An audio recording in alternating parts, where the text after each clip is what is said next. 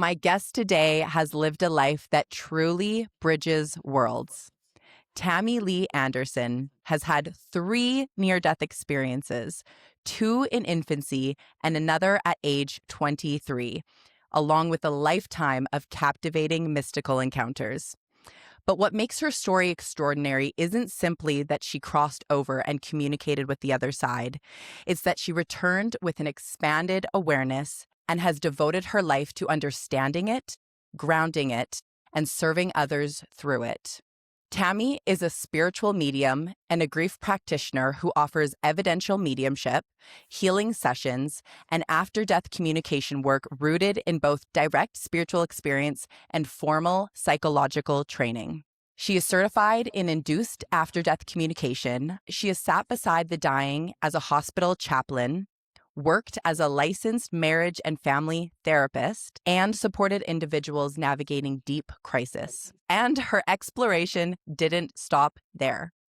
She holds a degree in theology and philosophy, 2 master's degrees in counseling and kinesiology, served in the U.S. Air Force, spent over a decade living in religious communities across the United States and Europe, earning her nickname the Flying Nun, and is also a 5th-degree black belt and Sensei in Aikido. Today, she blends mediumship, psychology, embodiment, grief work, mysticism, and devotion in a way that feels both expansive and deeply grounded. She is the author of Into Love, and her story is truly meant to be heard. Tammy, is an absolute honor. Thank you so much for being on Meant to Be Heard.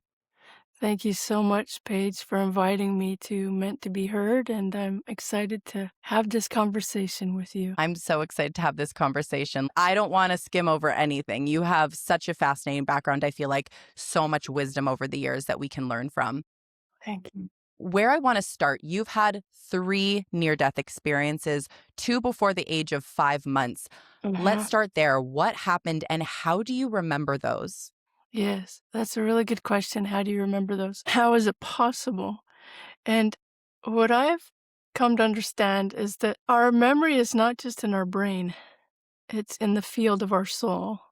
And every thought, every emotion, every feeling is felt in the soul. And so what happened was I was always affected by these early experiences as a child. There are many ways in which I was incredibly sensitive to emotion, to light, to sound, to life itself.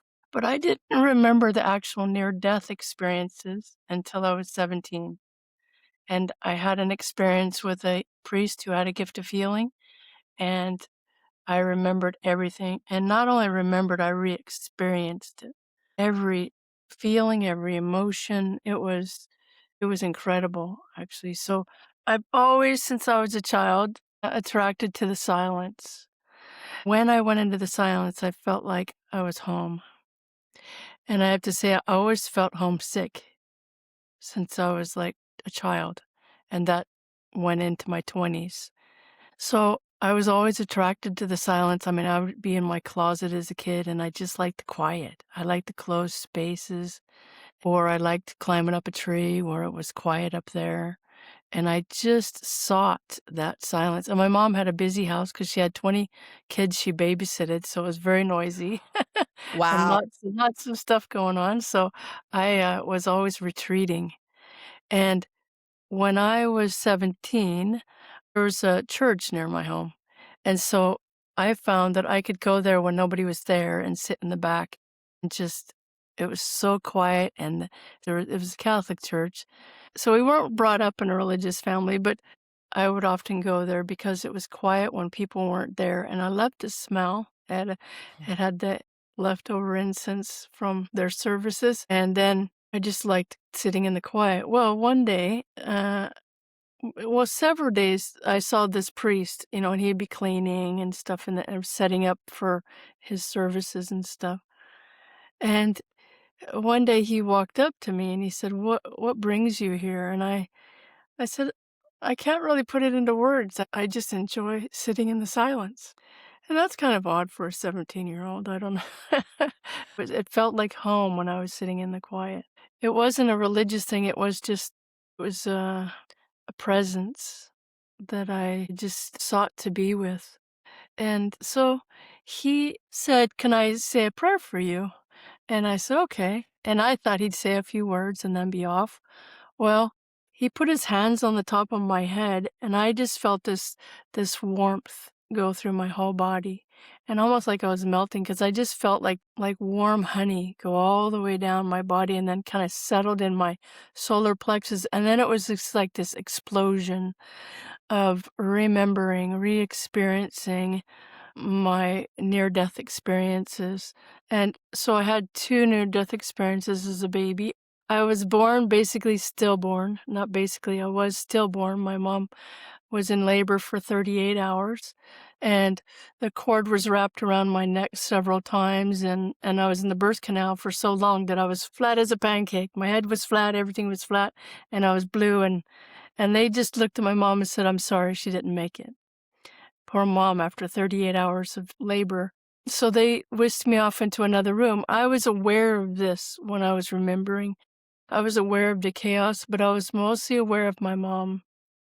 I was aware of her emotion. I was aware it was like a beacon of light pulling me back because I was in the light. I was surrounded by light and love and unconditional love, and it was home. Yeah, it was amazingly peaceful.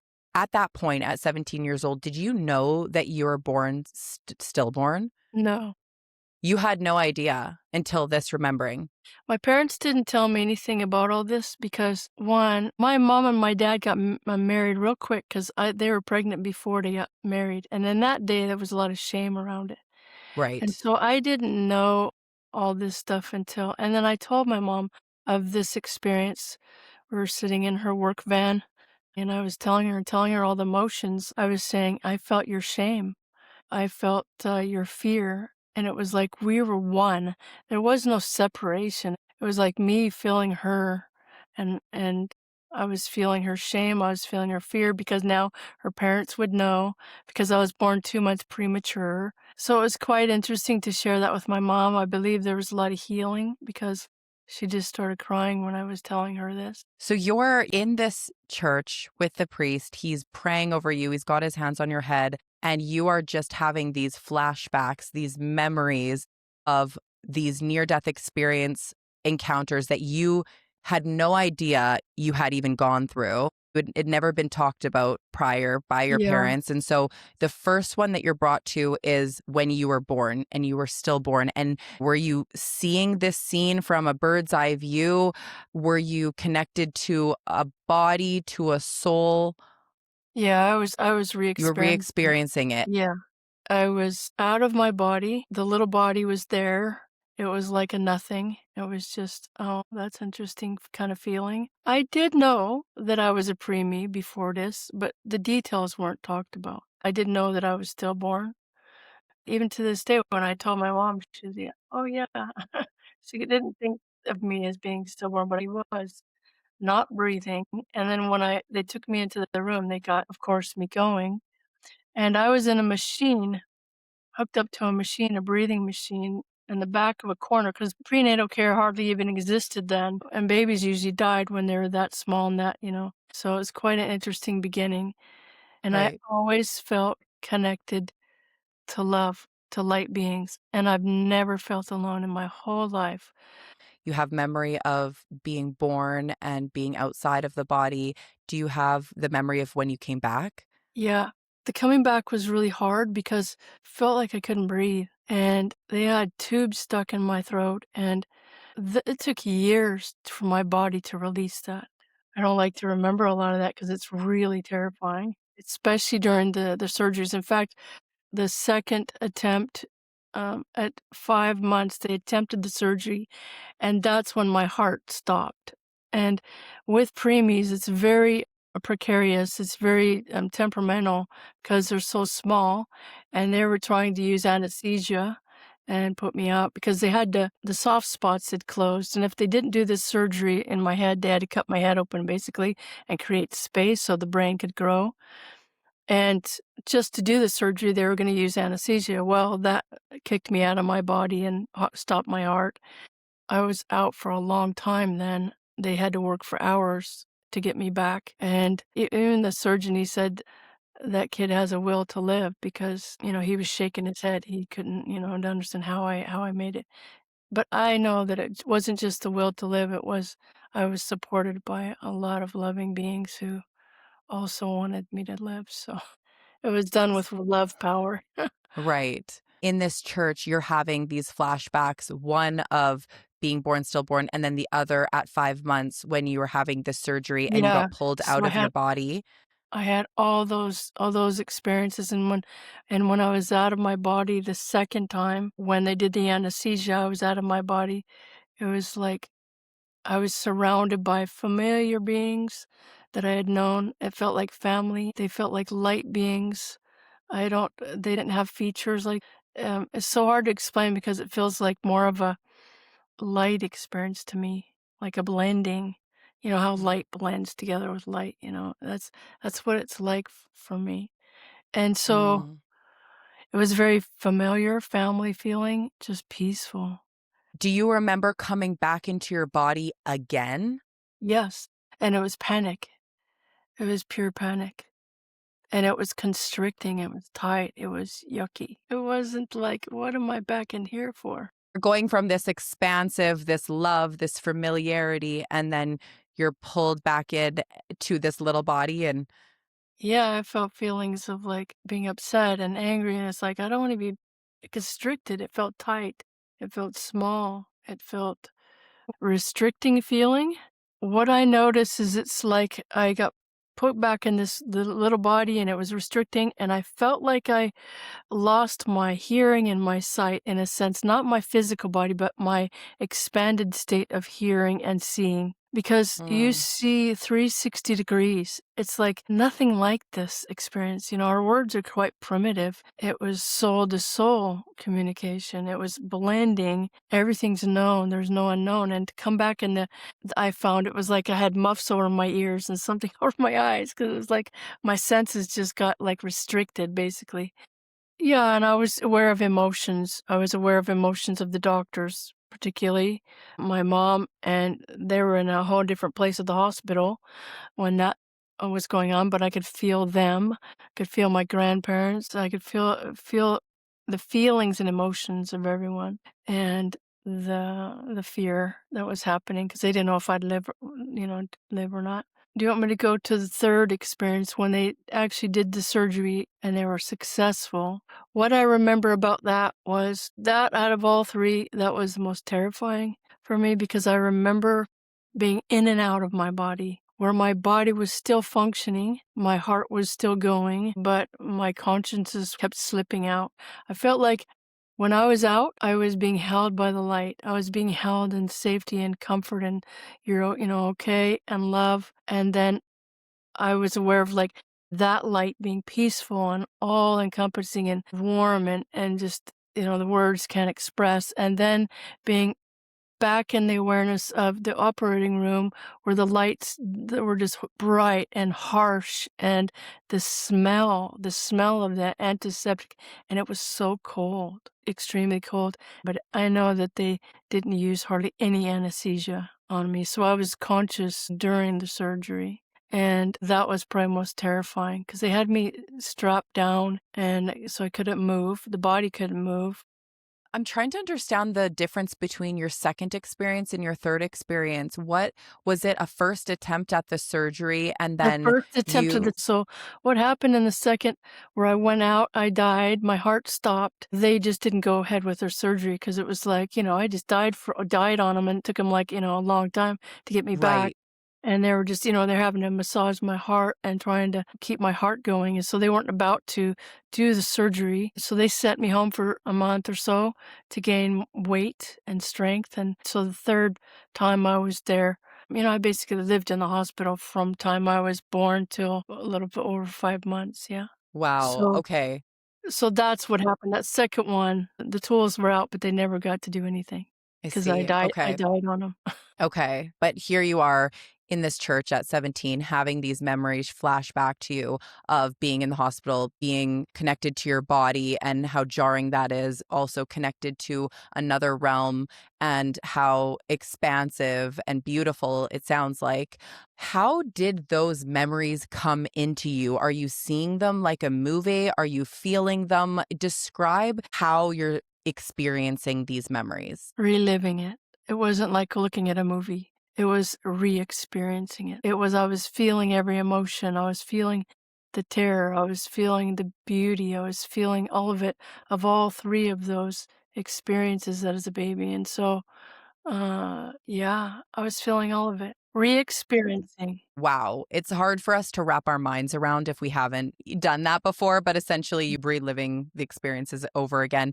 Yeah. When you came out of that prayer, that meditation, Yeah, yeah. what was it like with you and the priest? What do you remember of coming out of that experience at 17? I just felt like, what the heck happened? I remember him saying, not saying much, and I sat there for hours trying to get back into my body. I was basically just silent, trying to, what just happened, and that it took me years to integrate what just happened. It took me a long time, but as far as that moment, I remember feeling exhausted. I felt heavy. I felt back in my body, which was restricting. And I really wanted to be back in the expansive state of consciousness. And so I felt homesick. I felt, when you lost somebody and, you deeply love and your heart just hurts. And my heart hurt. And so that drove me for over 13 years to seek that connection again. And I didn't realize for many years that that connection was always what I was seeking was within. I sought it in religious life, over 13 years in religious communities, in a hermitage for a year in silence. And I would connect to that by connecting to myself. But I was searching. Having those profound experiences at such a young age, it sounds like it really made a mark, even though you weren't conscious of it growing up until, the age of 17. It Yeah. sounds like they had a impact on you. So I'm wondering, how did those experiences affect you and impact you growing up? I was super sensitive to sounds, to light, to emotions. My dad was very emotional and up and down like a yo-yo, and so I would react to that, respond to that. I could feel everything he was feeling, and it was quite uncomfortable. And so I didn't have any boundaries, and so I had to learn how to close off to things that weren't my business. And I also had precognitive ability where I would know, especially around death, when people were gonna die. And I didn't think Wow. that was a gift because I couldn't do anything about it. So I didn't understand it, and I didn't think it was nice to know. One couple times people have asked me, and they've kind of looked me up and said, "When am I gonna die?" It's like, I'm not gonna tell you, so don't ask me. It's not my business and not your business either. But that priest and I became friends afterwards, and I would help him with the healing masses and stuff because I was just always there now. One day, I knew that he was going to go into his office and pray for somebody. I didn't know who it was because that's confidential. But I was sitting in the church as he was in his office praying with these people. And I decided, since I'm sitting here doing nothing, I'm going to connect and pray, join my prayer with his prayer, and whoever he's praying for, I'm going to pray for them too. What happened was I was sitting there, and all of a sudden I was aware of this young girl. She was about 10, 11 years old, and I just remember her trying to tell me her name. And I was hearing Cassie, Lassie, Massey, and then I said, "It sounds like a dog's name." And she said, "No, it's Cassie." And the light was around her. It was just amazing, and I knew she was going away. She was gonna be passing out of her body, and she was just beautiful, beautiful soul. And I didn't tell the priest after this happened because I thought he'd think I was really nuts. So I told my sister, who knows she knows, she's used to me. Your So safe space. yeah, my safe space is my angel sister. And Mhm. so I told her, I shared this with her. I said, let's keep an eye on the paper because, I was only 17 at the time, but I said, let's keep an eye on the paper and see within this next week because it's going to be a few days. And sure enough, this little girl passed. Her name was Cassie, short for Catherine. And so those things would happen often. I could even pass by somebody like in a grocery store and feel their light. And it feels like their light is almost blending, starting to separate from their physical form. like they're half in and half out. And I feel this sometimes with people who have Alzheimer's and dementia, that they're half in and half out. And so the challenging thing is that I couldn't do anything about it to know ahead of time, although I felt like at that time it was just my place to send prayers to her for her family. And prayers Mm, do work. They're very powerful. I want people to know that your prayer, your thoughts are they have an effect on the field. Every mhm. thought is experienced in the field. It manifests whether it's positive or negative. We're putting that into the field and the memory of all that is. So that mindfulness of what we entertain for very long is important. Beautiful. So you were definitely impacted, a sensitive child, attracted to the silence, Right. stillness. You're having these experiences where you're sensing that people are going to pass before they do, and that's being validated because it's happening. Take us to your third near death experience. You're 23 years old. What happened Okay. there? So this experience, I was hiking in the mountains because I loved being in nature, and I would often go in nature and just fast and pray and kind of like follow the way of the mystics and the saints in that sense that I was very idealistic at that time. You're like, And I'm on my Buddha pilgrimage right yeah, now. yeah, I can't eat and anything. yeah.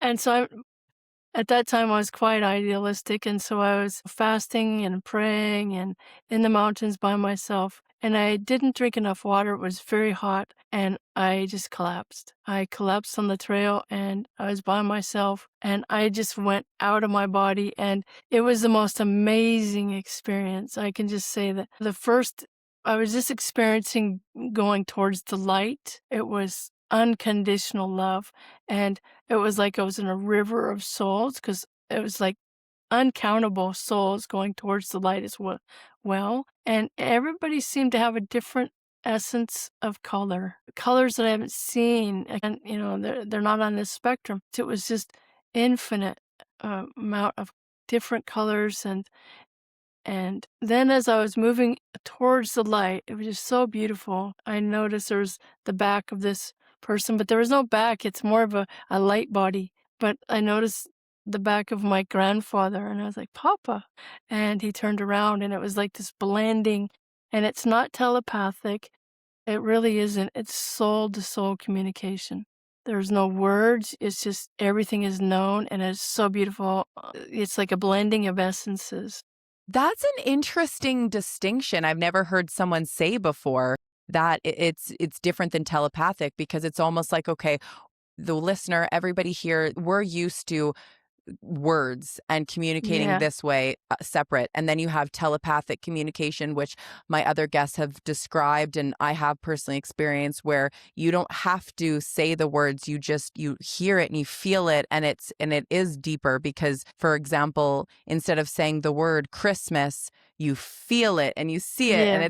it's all the things. So it's way more descriptive to communicate that way, but you're taking it a step further or experiencing it a step further where it's not telepathic, it's just a complete knowing. I loved when you used that description of light touching Yeah. light. Is that kind Yeah. of It's very much just this light blending into light, and there's nothing unknown. And it was pure joy to experience my grandfather in that way.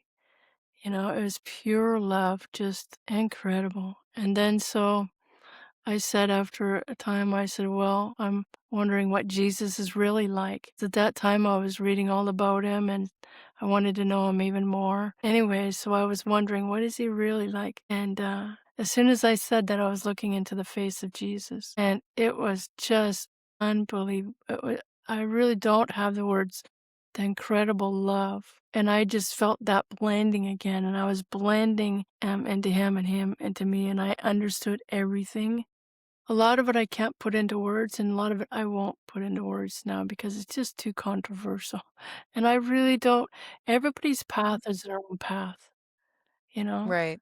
All I can say is I know absolutely for myself that he was asking us to walk side by side with him, not behind him, and he never wanted to set up a religion. He was teaching us about love, incarnating love, and we are the incarnation of love.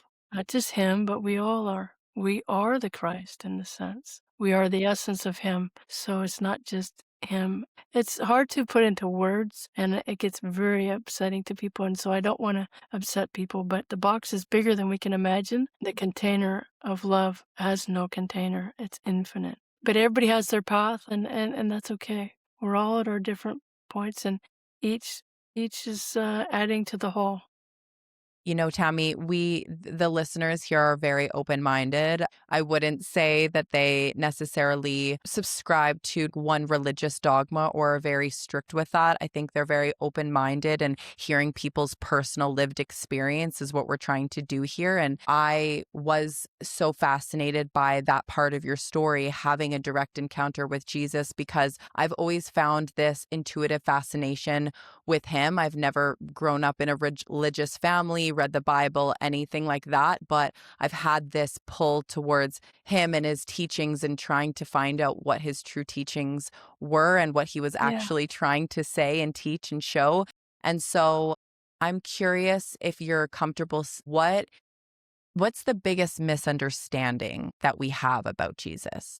He was teaching us and by his life that we are the incarnation of love here. We are that which we seek, and it's true. You love yourself from the inside. Love comes from the inside out, and that's how it works. It's like it's all about love. It's not about dogma. It's not about rules. I mean, when you're in love, you don't even have to think about a rule because it's just you're in love. And you come from your heart, you come from the essence of you, and you are kind and gentle, and loving kindness is expressed and peace is expressed because that's the essence of you, the real essence of you. So there's a lot of misunderstandings. Mm.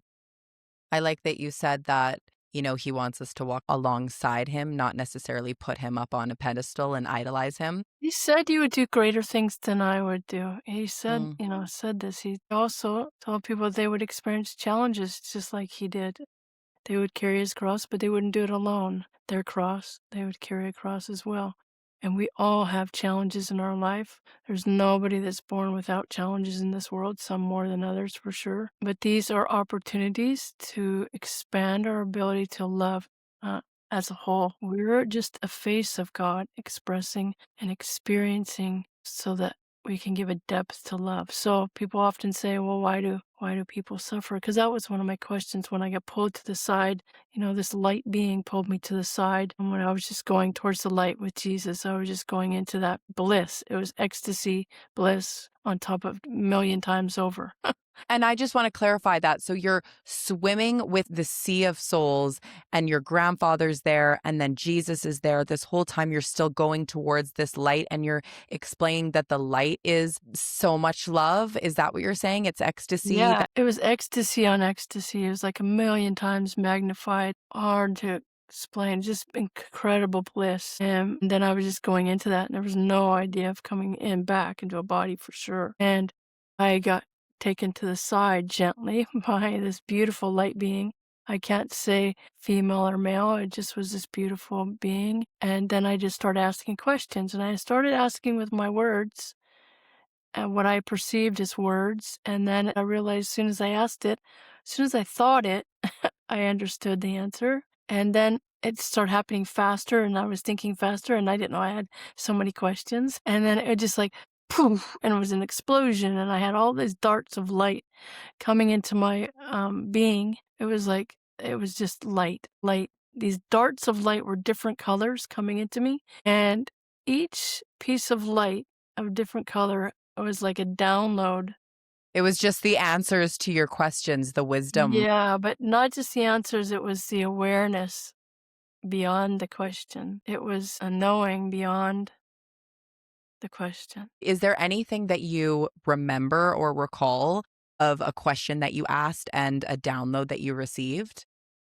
Why is there suffering? Why do the innocent appear to suffer? And it is for the opportunity to give a depth to love. We have designed it this way so we could expand the depth of love. And people say, well, why in the world we have such, well, because one, we've designed it so we could have free will and we can make choices to the best of our ability. And with this free will, I understood too that To the extent that we are aware, we're free. To the Okay. extent that we're not aware, we're a product of our programming. You're like an automatic, you are on automatic, unconscious. So Right. you're not making choices out of freedom. So free will is, to the extent you're free, is you're aware of the choice you're making. Love is not wishy-washy, and love is a intentional. It's love is so hard to explain, but it's the fabric of everything. Love in action is a not always an easy choice. Probably a lot of people don't realize that, we make choices, but to the extent that you're conscious, you're aware, it's flowing, there's freedom around it. There's free will. Mhm. So we are free, and basically as the essence of God, we are absolute freedom. When we incarnate, we lose a bit of consciousness of that full freedom, and we find our way back into it. But we do that on purpose so we can have the contrast. So some of us are on automatic, and I don't know of any people that are totally fully awake. But it's a kind of a popular word now, awakening. Mhm. Awakening is a lived experience through our whole life, and we awake and we not so awake, and we're opening to the light and awareness. And some days, sometimes we're less aware. Yeah, some days we're hitting snooze. We're on Yeah, autopilot a little yeah, we're bit. on autopilot. Yeah, Yes. and we go back into our programming. So the integration of all this has taken a lifetime, but we're never there until we leave this body, until we return home. It's all a process. So people look at somebody and say, "Oh, well, they're enlightened beings." It's like, ultimately, we're all enlightened beings. We're seeking something that we already are. We are enlightened beings. We're running after something we already are. Just being in that awareness, that consciousness, though. Sometimes we're in it and sometimes we're out of it. Right. Yeah, it's amazing. You were asking these questions to this light being, instantly getting the messages, and then all of a sudden you were brought back. Yeah, basically I was in a state of incredible bliss, and I don't have no consciousness of anybody asking me to return. If I wanted to return, and they would have got quite of a fight, but I was all of a sudden whisked back by the sound of a horse. Now that being that took me to the side, I do believe at this point was my soul. Okay.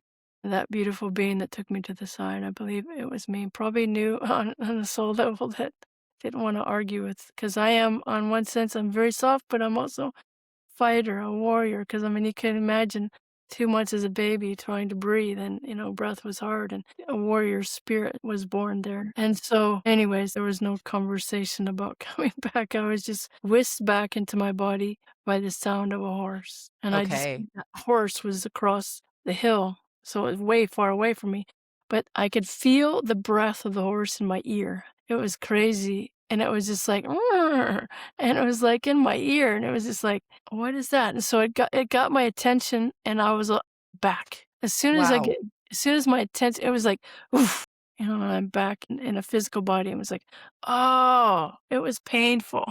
Do you know what it sounds like to me is when you're having a really great dream and then all of a sudden the alarm clock goes off, and in your dream the alarm clock makes sense for a second, and then eventually the alarm clock pulls you back to your body and you wake up from the dream. Is it kind of like that? Kind of like that on steroids, yeah. Okay, okay, okay. Yeah, and then you're back in a body, and I was back in a body that was heavy, it was dense, it was constrictive, it was yucky. It was yucky. It was like, I never wanna do that again. I never wanna be out of my body again like that and come back. I don't wanna come back ever again if I go out, because it was yucky, and I laid there for hours. I had no strength whatsoever, hours, until it was dark and started moving. But it was like all my energy was gone. I could barely move my head. It was crazy.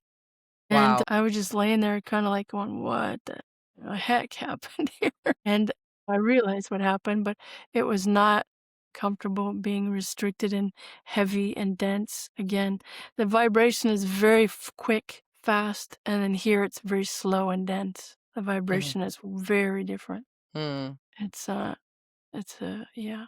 It took a second to recalibrate.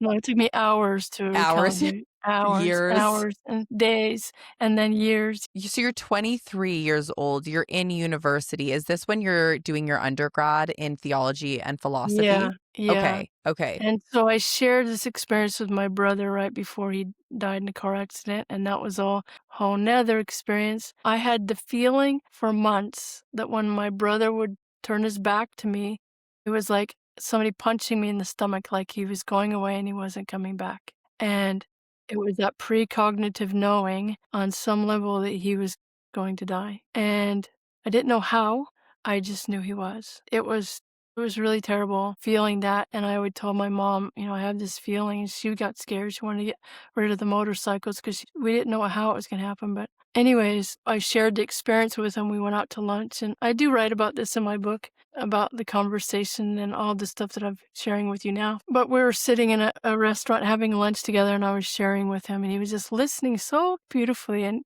again, we're not religious family, so this was new stuff to share with him, and he sat there so beautifully, and he didn't say anything, and my brother's 5 years younger than me, so he was almost 18 at the time, and he just said, "I believe in God," and he said it in such a childlike essence way with no theology around it, just a purity of a child, and I still remember that purity and essence of him that believed that there was more to it than what appeared to be. And so it was a cool experience to share it with him. And then the day that he died, he was getting ready to go on his motorcycle to his friend's house. He didn't have his helmet on as he was walking out to get on his bike. And I said, "Where's your helmet?" And he says, "Oh, okay." And so he walks back in the house, puts his helmet on, and he has his visor up and he says, "Goodbye, I love you." And I couldn't say anything. It was like somebody punched me in the stomach and I was breathless. And I watched him take off. I couldn't say I love you, couldn't say nothing. I was just speechless. And I felt like I was just transported into like a space of days, and everything was kind of like going like slow motion movie. When my brother had gone to his friend's house, his friend was given a car. It was an MGB, a sports car. Hmm. And he was not even 18. And so they were both very young. And those cars are hard to handle, let alone giving it to a kid. But his dad worked on these cars and he'd given it to him for his birthday. So him and my brother were going to go driving in the mountains. And my brother liked to go fast too. But my brother was a passenger that day. And anyways, they went driving in the mountains and crashed, and my brother was killed instantly. But when I was looking at my brother standing in the driveway getting ready to go in that car, it was like watching a slow motion movie, which I couldn't stop the movie. And I couldn't say anything. And if I did, people would have probably thought that I was just like, "What's going on with you? You're nuts or something." And then later that day, the phone rang, and I was sitting next to my mom, and I just looked at her and I said, "Ron's dead." And you don't say that before people know because it just sent everybody into chaos. And why would you say such a thing? And they were mad at me for saying such a terrible thing. And then it was true. So that was a really super hard day Wow. to even put it lightly. Everything's surreal, when somebody dies instantly like that. Right. And so my brother did show up on my porch that day, he in full body, like he was in his whole body, he was fine. And I looked at him and I said, "I can't handle this. It's too much." And I felt like, it's strange because, I know all this stuff. I mean, this is my path, but it was too overwhelming, the contrast. And so I said, Mm. "I can't handle this." And he went away real quick. He came to me later that night when I was sleeping and a dream that was more than a dream. It was an experience of him. And he just was laughing and he just said, "Well, you're right about one thing." And I said, "What?" And he said, "There's more to it than what appears to be." So now when I think I know it all, which I don't usually think I know it all, but when I think I know it all, I just remember that there's way more than we can even imagine. Mm. And I'm very comfortable at this time in my life. I'm no longer seeking. I'm very peaceful. I don't need another workshop. I don't need another book. I don't need anything. I'm here to serve the best I can for the rest of my years, which is, I'm in my 60s now. Mhm. And so this is just a time of, for me, giving as much love as I can with the rest of my time here. Mhm. But I have no need for more. And I had Mhm. a need for more for a lot of years. I want to know more. I want to understand more. I don't get it, and it's like, Right. now it's like, I know exactly who we are. Can we get in that? Like, are you okay getting into that? I mean, the seeking aspect of your journey? I wish I could magically just let you feel that. The best thing I can do, you know, everybody's got their own journey, right? And their own experiences, and they get to that place coming to that. Let me tell you one more story before I tell you that part, so you can remember that question of can we get to that? Yeah. After my brother died, I was at my college dorm, and one of the things that I had as a child is childhood depression. So I had depression, which is unusual. People say, "You had all these experiences and you had depression?" Yes. And it's not unusual for near death experiences to have depression after returning. So this is not uncommon. One, because it's such a contrast, and now you're aware of it, that there's more, and this is not it. So childhood depression till I was 23. This passing of my brother and all that experience, the depression got intense, and I was suicidal at the time, and I was on my dorm floor with a bottle of pills, and I was like, "I'm leaving. I'm out of here." And I tell this story for those who are looking at near-death experiences and are wanting to leave, because I know there are people listening to that and thinking, it'd be easier to leave. So I had that experience of wanting to leave. It was dark, and I just felt like it's too hard, and I don't want to do this anymore. And it hurt so much. I remember sitting on the floor with the pills, and I heard the presence that's always been with me say, "I love you." And I said, Wow. "Leave me alone."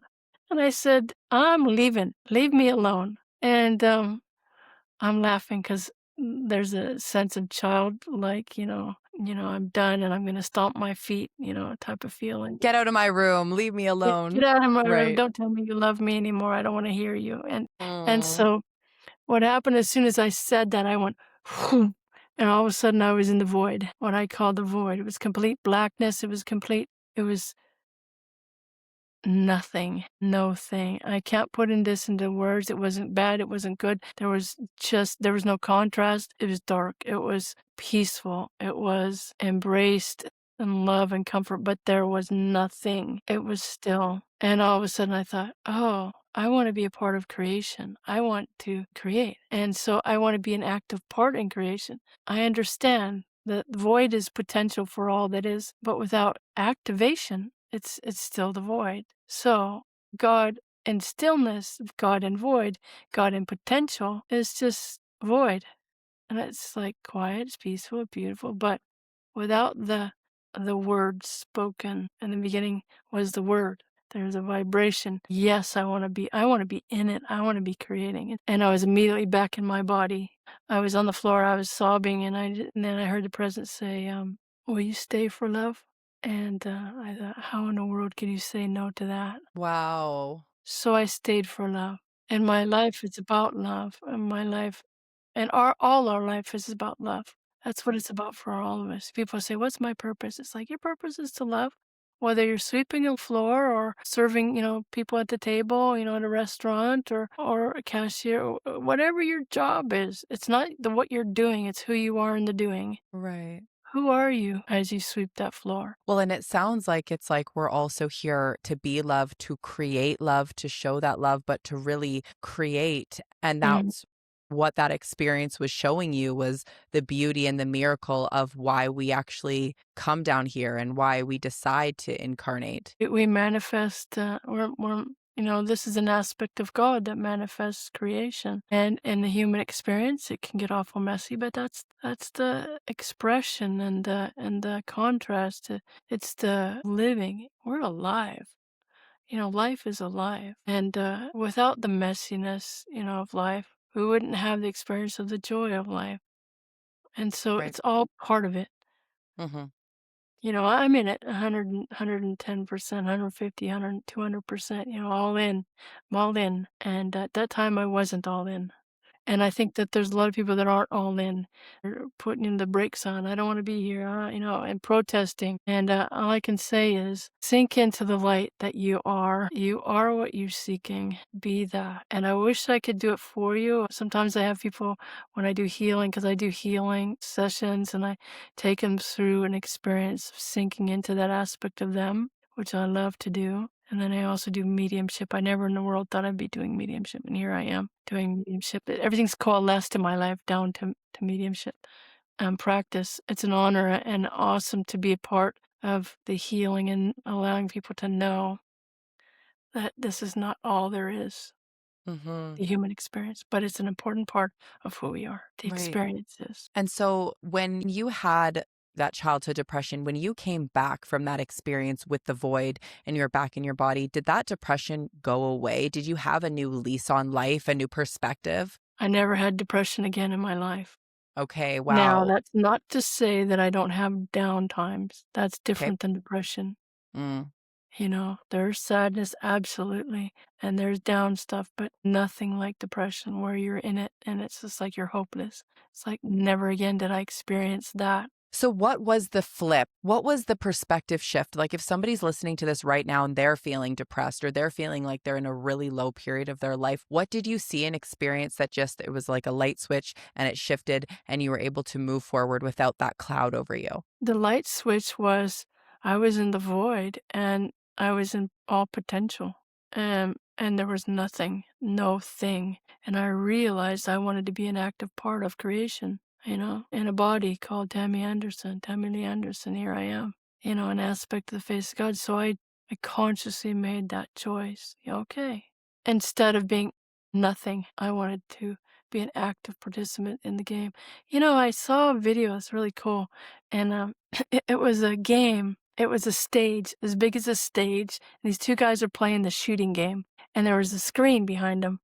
And they were bang, bang shooting, targets, whatever.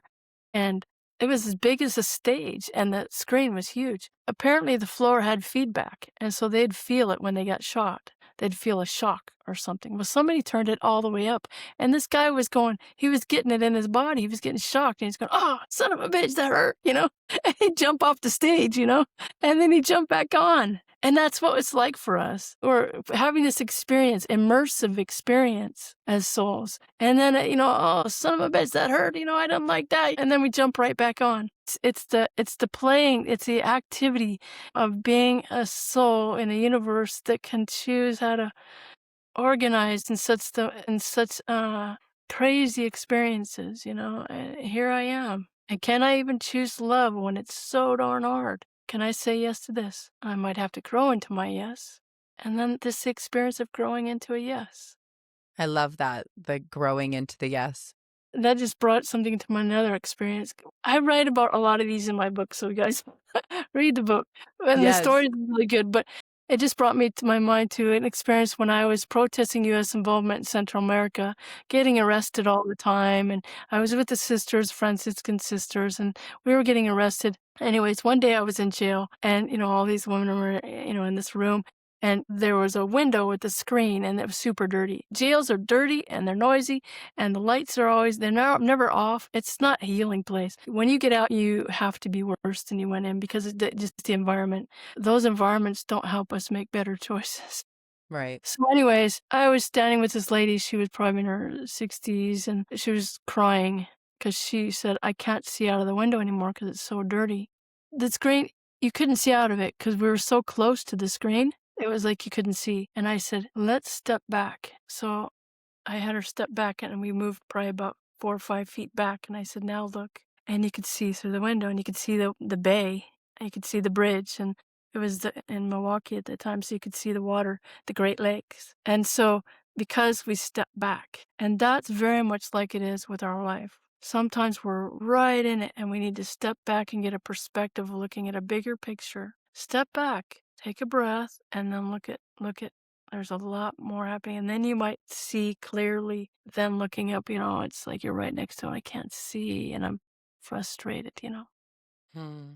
Taking a step back at our life and realizing sometimes we think that it's worse than it is or it feels harder than it is. But when we take a step back, we can see it through a different lens, a different perspective. Yeah, But also, what I'm absolutely. hearing from you is we're here to be messy. We're here to create. We're here to express. We're here to live this life, really live it. And Live if we're it. in that low place and maybe searching for something else, well, if you had that experience where there was nothing and you were in the void and it was black, you might and probably have, made the choice to come down here and be a creator of your life, be the artist of your life, use the different paints and the Yeah, we're the creator. We create worlds, we create universes, we create birthday cakes and hot chocolate on Christmas, you know? We're creative in nature. That's the nature of God, is to create. But it manifests out of the stillness and for the joy. And the essence of God is joy. The essence of who we are is joy. So we manifest out of the void. Do you feel like you entered the monastic life? It was a seeking, it was a searching after that experience where you're trying to make sense of everything that you had gone through? Yeah, I was trying to reach that bliss again, that place again where I thought it was outside of me. Several times you've said, you up there. There is no up there. There's only here. There is no outside and inside. It's like a Mobius, strip maybe. There is no outside or inside. It's all here. It's just that we're not perceiving the whole thing as is. Is there something that happened that made you walk away from the monastery and that type of searching or seeking? Yeah, I was doing all kinds of wonderful stuff for 14 years, different communities. I loved monastic life. That was my favorite, living in hermitage, not talking for a year. Can you believe that? I'm talking up a storm now. But I really gravitate towards that life. And I gravitate towards religious life because I enjoy community, and I also enjoy common vision of serving the poor. So, I worked in all kinds of stuff, with battered women, with the homeless, just people on the street serving meals. And I loved that common vision of a group of people, folk service and love and living an intentional life. But one day I was protesting and, we're doing a nonviolent protest and we're getting arrested. And one of the sisters next to me, looked in her eyes as she was getting arrested and she was so angry. And I realized that had nothing to do with what we were protesting. And then I said to myself, what are you angry about that has nothing to do with this protesting? And I went into myself deeply asking this question, and I realized that I had not found the peace within myself. Who am I to claim that the world needs peace when here I am, I'm angry at my father's. And so I realized I had packed everything up, drove 2,000 miles, and decided I'm going to work on my relationship with my dad, and I'm going to go in a completely different direction. I realized that I used spirituality to bypass deep emotional wounds. And so I spent the next 10 years, it was a disaster. It's what happened. We tried, but we wanted to kill each other. You and your And dad? yeah, yeah, it was a disaster. So what I realized then was I have to go even deeper. I have to love from the inside out, not the outside in. And I had always wanted something from him he couldn't give. Who am I to ask for something he couldn't give? So it's like I need to find that within myself.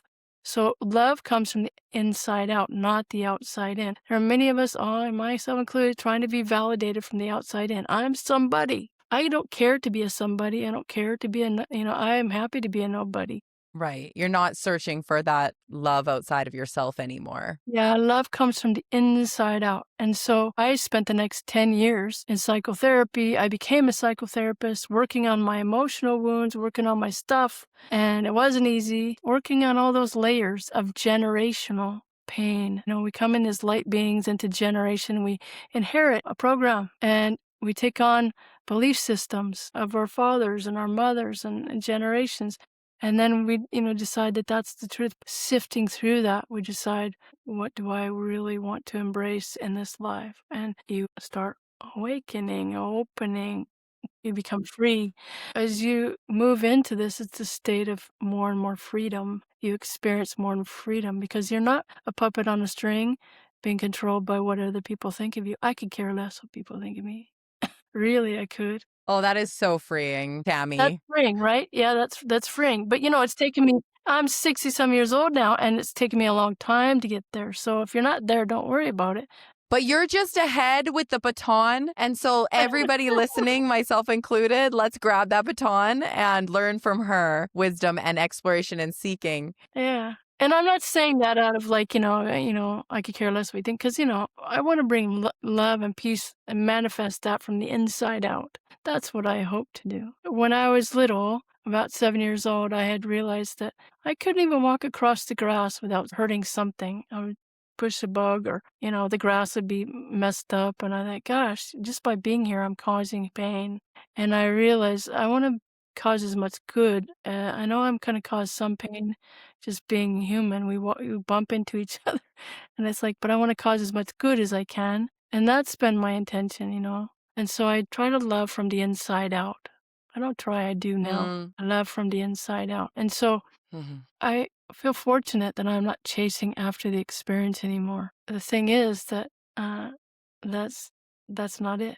You know, love is it. Looking into the eyes of somebody and just telling them, I appreciate you, I love you. Hey, thanks for listening to me. I'm appreciating that I'm at your page right now, just for allowing me to do this talk, you know, to sit here and listen deeply. So that's pretty cool. Well, I have so much gratitude. I just was so excited for this conversation because I know there was so much wisdom for me to soak up and absorb just through your exploration. I'm a seeker myself, but as someone, who has had so many beautiful, diverse life experiences, you have just such a unique perspective to bring to the conversation.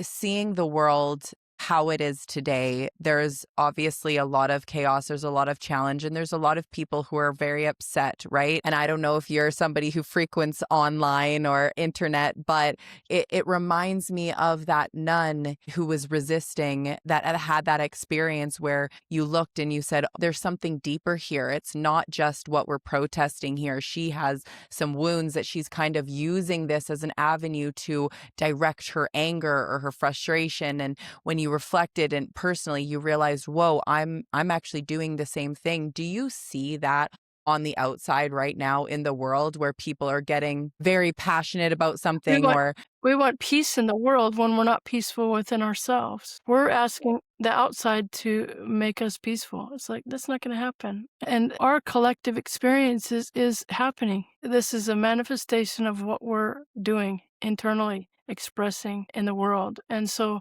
we've always had turmoil. And it always probably will be just a design of contrast on this planet. But it gives us opportunities to choose love. But the anger that's coming in, the division that's coming in, what people are plugging into, they're plugging into a program. We're plugging into an agenda. So I'd say plug into your soul's agenda, not the society's agenda, which is, based on a lot of things like, money and power. But the true power is the presence of who you really are. That's who Mm. it is. It's being in the presence of who you really are. Love comes from the inside out. And so if I want peace, it's going to come from the inside out. How come we can find people in jail, like in solitary confinement, that are peaceful and some are so angry? Because the only true prison is within our own heart. You can find people like Viktor Frankl, who was in Auschwitz. He was a psychotherapist.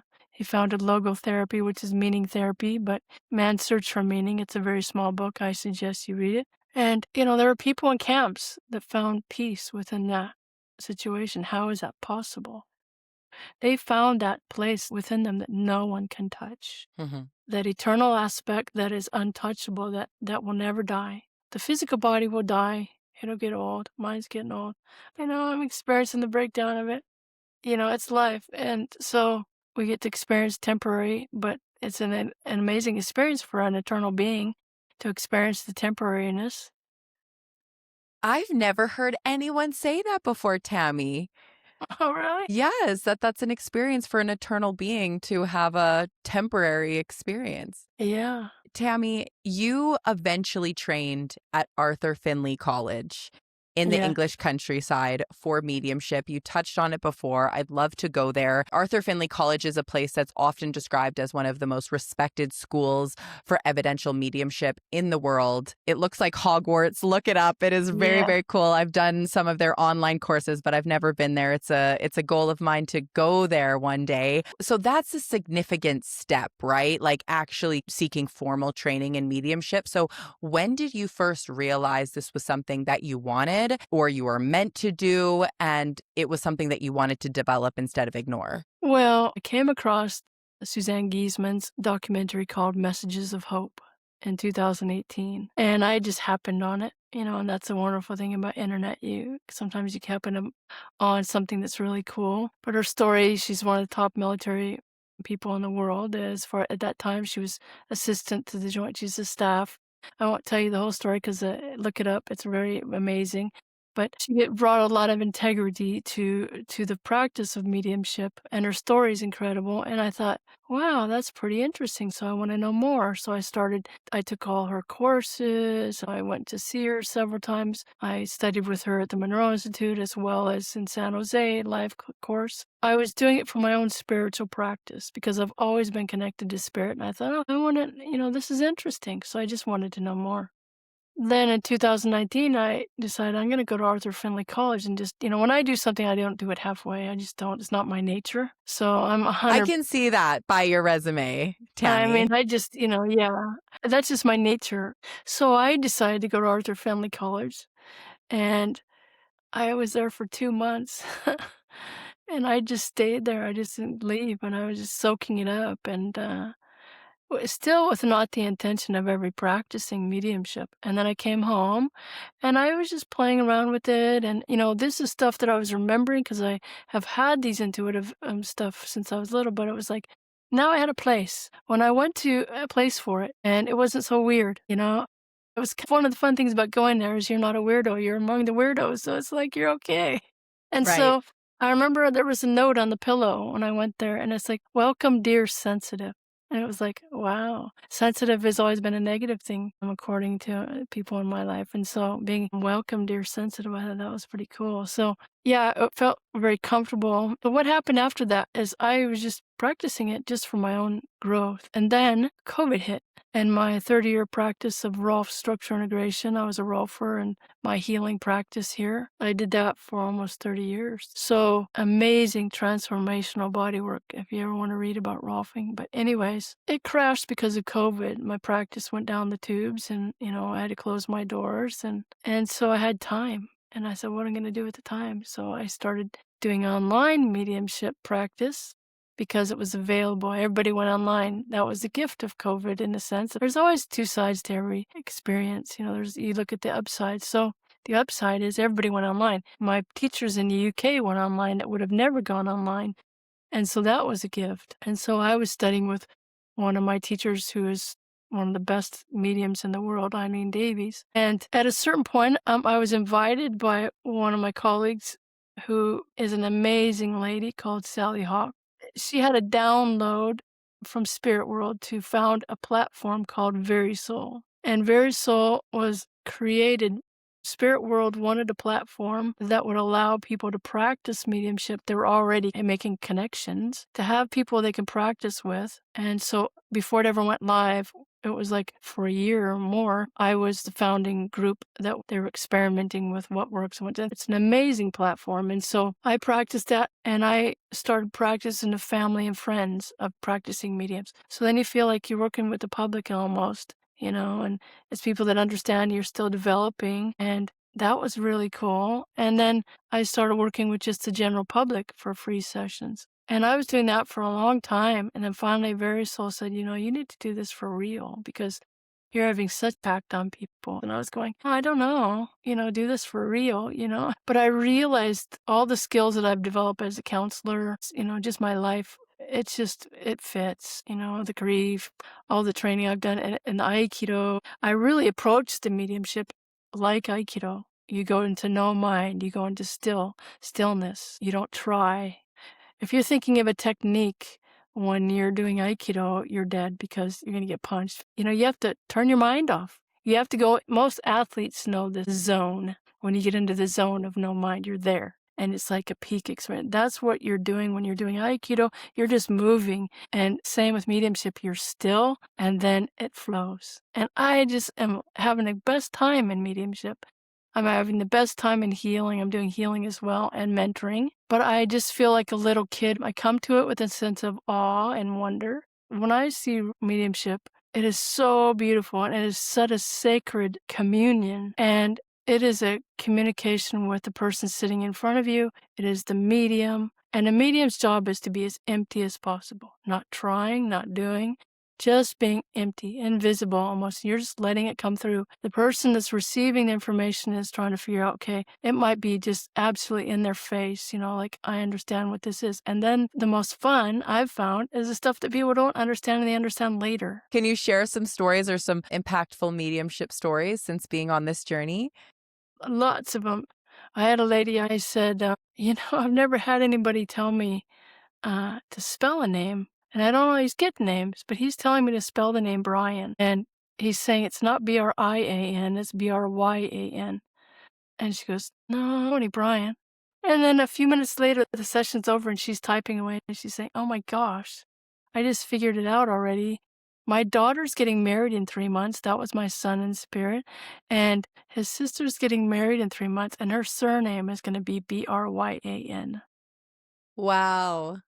So stuff like that, and like I had a young man and I said, "He's telling me that his grandfather was a doctor of optometry." That's specific. I was thinking, you could have said doctor would have had half a chance, but he said doctor of optometry. So this young man says, my grandfather's a doctor of optometry. And I said, "Do you understand it?" She said, "No." And I thought she would know that, right? And then, so I just kept going and I said, "Oh." And then he's saying something about Lewis Street. "Do you understand?" She says, "No." And I said, "Okay, well, write it down on your paper because I like people to write stuff down, and let's see what happens." She goes home to her husband and she says, "Do you understand why she'd say your dad was a doctor of optometry?" And he said, "Actually, Dad, my dad was trained as a doctor of optometry. He never worked in optometry. He worked for Boeing in optics." She always knew him to work for Boeing, but his actual education was a doctor of optometry. And then she Wow. said, "Do you understand Lewis Street?" And he said, "Yes, that's the street my favorite aunt lived on." That man was in tears because he felt his son included him in that communication. And Mm. it wasn't meant for her to understand in the moment. It was meant for her to bring home. Right. It'd be more impactful that way. Yeah. And I had a lady just Thanksgiving, I said, "There's this young man. He was in an accident and it feels like young, like 30s. He was in an accident. He passed. He's showing me this and he gave us his name." And she said, "That's my uncle. He died when he was on a motorcycle accident." And I said, "He's showing me now a rope tied to a bucket, and I was seeing a well. To me, it looked like a wishing well." And she said, "I don't understand that part." I said, "Write it down, see what happens." Next day is Thanksgiving. Her mom's there. That was her mom's brother, her uncle. And her mom's 85 years old. She brought her list to Thanksgiving dinner, and she said, "Mom, Michael came in. He said this, this, and this. But I didn't understand why he would be talking about a bucket and a well and a rope." And her mom about jumped out of the chair. She's 85 years old. She said, "Michael's job every morning was to go to the well and bring water to the house." Oh, wow. So it's that kind of stuff that builds my trust over time. I mean, I could go on all day talking about the evidence and the crazy evidence. Like I had one lady one time, her dad was so funny the whole time. And so it's not always sad. Sometimes people are going through deep grief, but sometimes they want to bring joy and happiness that they're experiencing. Her father was so funny, but he showed me I said, "Gosh, now he's got me." I've never seen him. He's showing me a toilet paper roll, and like there's 4 rolls, and it's like this character holding. And he's laughing because there's like this character figurine that's holding these toilet paper rolls. She sends me a picture of it afterwards, and it's got 4 rolls, like I was seeing, and it's like a little leprechaun guy, and he's got his nose like that. He's holding the. It's like a dispenser that they Yeah, it's a have. dispenser for toilet paper rolls. And it's like, and so, he was laughing about that in her bathroom. So, I had a lady just recently, I said, "All of a sudden your son has me looking in the refrigerator. What in the world?" And I'm looking at the door of the refrigerator and the little piece that goes around the edge that seals the refrigerator door. Yes. And she said, "Just this morning, me and my daughter were trying to figure out what is so smelly in the refrigerator." So it's like him bringing up that I'm aware of what's going on in your life right now. And so it's just these little tidbits of stuff that you just couldn't make up, Right. And Right. so I just love it. So this, I'll tell you one more because I could go on forever about this, but this is in the back of my book, and I talk about the mediumship in the 4th section of my book. But I was doing a reading from a mom in Washington, and her son came in, and I was just doodling. I've never learned how to draw. I've never learned how to do portraits, and I could draw stick figures. So I was just doodling to get myself out of my thinking mind, because you really have to be out of your mind. You have to be not thinking. And so I was scribbling, and all of a sudden he comes in and he says, "Turn the paper over and start again and let go." And I said, "Okay." And so I turned the paper over, started, and this beautiful portrait came out. His name's John, and he was a portrait artist in this life. So this woman's loved one. Yeah, and these are the portraits that are coming out like this. Whoa. Okay, wait. So you I've not showed this on too many talks, so look at this. So I've never taken the drawing class. This is I give credit to John. Okay, so wait, so you are reading this woman. This man is coming through on the other side, John, and he is essentially doing a portrait through you? Like what how do you make sense of that? Through me. Yeah, I don't see anything when I'm drawing. It just comes Okay. through. My hand's going and John is doing the work. In fact, in the front of my book where you give credit, I gave John credit for these drawings. And so he did that for himself and then he's since come through, like he comes Yeah. through now It in comes in 60 to 70% of the time. Not all the time do I get drawings, but when I send them to people. And I'm interested in, like, they're not all cookie cutter drawings. Like, look at that expression and then look at that one. They're different. Wow. Yes. Yes. And do you get that confirmation from the sitter, the person who you're with, of that's my loved one? Yes, and not always. This young man, he committed suicide, and look, he looks melancholy, and then this person looks mischievous. Mm-hmm. So on my website, you can go there and you can see a collection of drawings, and they're all different. And on there, I have pictures of loved ones next to the drawing that I saw after the session was over. They would send, and they've given me permission to put on my website. I didn't put it in my book because, you have to go through all the permission stuff, and I didn't want to do it. So, but they are on my website. But I mean, I had a lady just a few days ago, she got a drawing and she said, I didn't recognize the person, but I just started crying when I saw it. It brought so much love. And I'm just looking at it, and people frame these. And I think, oh, that's pretty cool. So, who knows? It might be her, somebody in spirit that loves her deeply. And she was touched by that connection. She knows her on some level. But, I'm just as mystified by all of it. I'm enjoying the heck out of it. Just come with an open mind and let's just see what happens. Leave the expectations out and you want to invite somebody into the conversation rather than demand, Yes, that makes a Like, lot of if I'm going to have sense. a conversation Yep. with you. You're inviting me to share my story. You're not demanding that I do it. It changes the energy. Mm-hmm. The invitation. And at the end of each story that I tell, I have, it's called Invitation to Pause. And so at the end of each story, people are invited to pause and reflect on their own story and how they've integrated and how they are integrating love, the manifestation of love in their life. So I'm getting really good feedback on the book, and I'm very proud of that, actually. I spent 2 years writing it. It was a lot of work, and I'm really pleased of how people are what they're getting out of the book, and because it's opening them into remembering who we really are. It really is beautifully poetic. It's stories throughout your life, but it's each chapter is a different story, but it's very beautifully written, poetic. And then, Mhm. like you say, at the end of it, there is this moment of reflection of think about your life and how does this apply? Does something like this ever come into you? So that act of remembering is definitely present when reading it. It's a really, really beautiful read. It sounds like what I'm hearing from you is that through your mediumship sessions, you're getting a lot of visual downloads. Is that how the communication comes in for you? I get all of it. I get visual, I get feeling. Like the other day, this doesn't happen too often. I'm kind of grateful, but I sat down. I sat down on my chair here to getting ready, and the person came on the screen. And as soon as she came on the screen, I said, "Oh, excuse me." And I had to leave. I had to go to the bathroom because my stomach hurt so bad.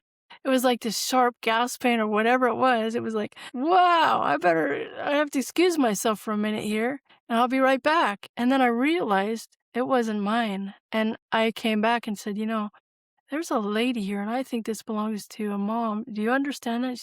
It was like right on. And the pain went away. And so sometimes I get physical pain. Sometimes I get a sensation. Sometimes I'll get tingling. Sometimes I'll smell things. Like I often smell, like maybe cigarette smoke or something like that. Sometimes I'll hear. It's an internal hearing. It's a lot of different ways. Sometimes I've even tasted things, like a Wow. like a sensation of taste. Yeah. So They're using all the senses. embodied, yeah. And the most sense I think is just a sense of knowing. Mm, okay. And it's continually growing, and that's what I love. I love the challenge of it because it's not easy. It's not easy to surrender and let go, especially if somebody's in deep grief. The helper, inside wants to help, and it's like, no, let go. It's not up to you. And so it's the getting out of the way. Same with the healing practice. It's like all healing is self-healing, whether it be a surgery, medicine, and I don't heal anybody. They create conditions for healing to happen. And that's all that healers do. If they're a good healer, they create conditions for people to heal themselves. And so it's getting out of the way. It's being a channel for love and healing. So You've explored spirituality through so many facets, your near-death experience, religion, monastic life therapy, mediumship. Are there threads that connect it all? yeah, if I had one word to connect it all, it would be relationship. Everything's connected. Everything's connected in love. Nothing is done in isolation. Everything is in relationship. A scientific model is great, but in many ways it's destroyed even so many things. It's like it's broken us apart. Even spirituality, we want to break it into pieces. And it's like it's a whole. Everything's related. Everything's connected. Everything I feel, everything I think is projected into the field of experience. Everything that's experienced in the world is a collective responsibility. We're all creating this experience of this world. But we want to say, no, I'm not, and you're to blame. It's your fault. It's like, no, it's not. So owning that responsibility, that do your part. Love from the inside out. Jesus said, love yourself and then love others. That's the main thing. Love yourself from the inside out. And then spread that love like an overflowing cup, and that peace and that generosity, loving kindness. The world needs loving kindness right now. And not mushy, inauthentic loving kindness. I actually tested this out once. I decided that I was going to be homeless for a while because I wanted to experience what it was like to be homeless. This is a long time ago. I've done a lot of experimenting in my life. And I wanted to know what it was like to feel like that, living on the streets. And it's not fun. I didn't find it fun at all. It was interesting experiment though, but I remember going through a soup line and feeling really disempowered when people were serving me food when I knew I can do it myself. So I am very much for empowering others, not disempowering them by being a self-righteous giver. When I was wiping the table down, we had fed 400 people meals one day, and I looked into the eyes of this gentleman. He was just finishing his meal. He was eating very slow, and we looked into each other's eyes 30 years ago, and I'll never forget. When I looked into his eyes, I realized there was only one. There was no server and there was no served. I was looking into that to myself, and he was looking into himself. There is only one. Everything is related. Everything is connected. It's all about relationship, all about love. So that's the connecting. It's amazing what we're doing here. It's absolutely phenomenal. And I get so excited. I feel like a little kid. And the thing that I remember about people who were amazing beings like the Dalai Lama, the Teresa, I get to meet her. I don't care what people think about any of those people. I don't care about your opinion. But when I met them, what I met was people who knew how to laugh. Oh. I remember the Dalai Lama giggling like a little kid. It's like this childlike essence. And it's not an accident. Jesus would say, come enter the kingdom of God as a child, not childlike, childish, but like with the awe and wonder of a child. Mm-hmm. That playfulness. When you create music, when you do art, and you're in that spirit of play, the kids aren't trying to analyze anything. But as adults, we want to analyze spirituality. When you want to take it apart, why do you do this? And it's like, just play. Play with your spirituality. Play. If you're reaching for something that you already have, what are you doing? And it's like, Yeah. we take things so seriously. So giggle, play, and enjoy your life and share that passion and that joy that's the authentic essence of you. That's what I would say. Everything's related. Everything's connected. Amen. What a beautiful answer. My sister always says, and I absolutely love this, that spirit is spirited. Whenever you feel spirited, and that could be in humor and joy and childlike wonder, it's like that spirit coming out and expressing. So if someone feels low, spiritually lost, or disconnected from their true meaning, what is one concrete step that they can take this week to begin to come back to themselves? Breathe. Breathe in and breathe out. Be the stillness within the storm. You've always been okay. Just be still. Yeah, be still. And allow your love to come to somebody. What we give, we receive. In the giving, we receive. And so if that's all you can do, start there. Yeah. You might start by looking at where the resistance is. What am I pushing away and what am I pulling towards me? What am I grasping at? Where you find the resistance is where you find the opportunity. That's where the juice is. That's where the opportunity is. If you're resisting something so hard and you're feeling pain from that, well, let go. Will you die? Maybe. but we're eternal beings. We can't die. If you just look at your body, start there maybe. Go for a walk in nature. Take your shoes off. Unplug from the crazy shit show that's going on sometime that we're creating. Unplug. Unplug from that and plug into the essence of who you really are, which is love. Put your feet on the ground. Go barefooted. Get your feet in the mud. Go into nature. Breathe.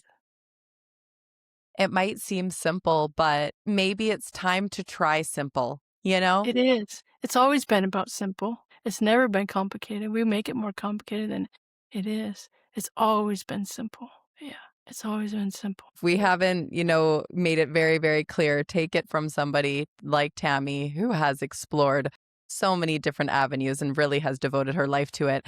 Tammy, thank you so much for your time. Seriously, you are such a wealth of knowledge. You are such a light in this world. Thank you for the work that you're doing. I know that people listening are going to want to connect with you, whether that's through a healing session, a mediumship session, your book. Please tell the listeners how they can connect to you. You can go to healingwellness.com and you can look at my website there. You can make an appointment. Just click on schedule an appointment and I'll take you to the calendar. I only open my calendar 3 months at a time because I don't want to be booked for years, because who knows, I might not be here. So I don't want to be booked years at a time. So I open it slowly. And so you'll have to find your way through the calendar and find the openings, but they're there. Just be patient. They do open up. My book is available everywhere. Amazon, Barnes & Nobles. Let me know what you think, because it's written like music almost. And what else? Yeah, I think that's all. Perfect. I will have everything in the show notes. Okay. So people can find you easily. But thank you, Tammy, for sitting down with me and imparting your wisdom.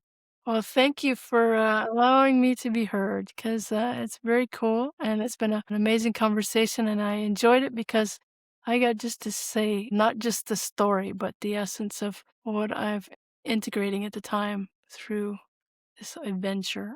Tammy, we could talk for hours. I feel like we could talk for hours. Good. I'm going to have you on again at some point. Yeah. Maybe we'll do a Q&A where we'll get people to write in their questions for you and we could do that or something, but we'll leave it at that. Thank you so much for tuning in to Meant to Be Heard. If this episode resonated, please share it with a friend, rate the podcast, and hit follow so you never miss an episode. You can find us on Instagram and TikTok at You're Meant to Be Here with a 2. New episodes drop Mondays. Wherever you are on your spiritual journey, you're meant to be here.